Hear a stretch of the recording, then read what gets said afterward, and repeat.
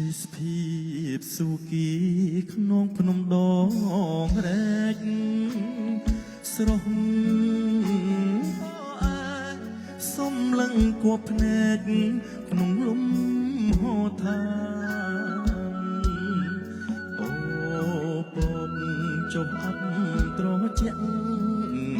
សុខប្រាព្រះវិមានទីឋានដ៏ធំស្កឹមស្កៃ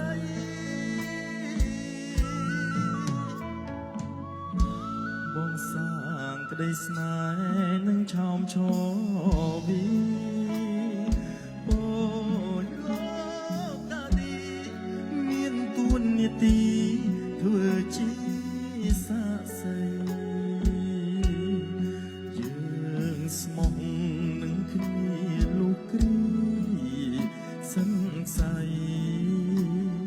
ស្មោះស្ម័គ្រភក្តីមកនឹងចរណៃអនបីប្រេងឆា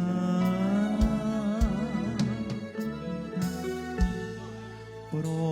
វត្តិខ្មែរល្បាញល្បីគ្រប់គ្រងប្រតិពីអាណាចក្រគ្មានពីល្បីគ្រប់ទើសា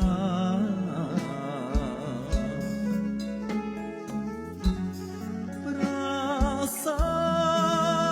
ទព្រះវិហាររិទ្ធិចេស្តាមកដំដូនតាវប្បធម៌ធំផ្កាកិត្យានុភាពប្រាសាទព្រះវិហារសូ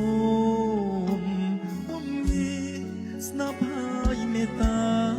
កត់ត្រាចងចាំសាងស្នេហ៍អូនបងឲ្យបានរឹងមាំថិតថេរយូរឆ្នាំគង់វង្សដូចប្រាសាទព្រះវិហារ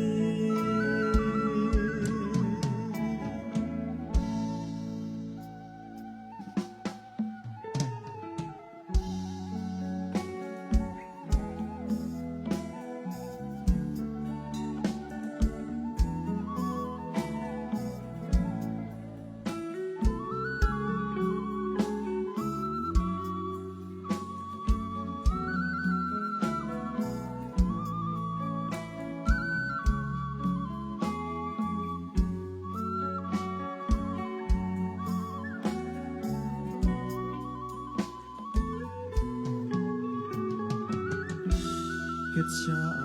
នុភាពប្រាសាទព្រះវិហារសូ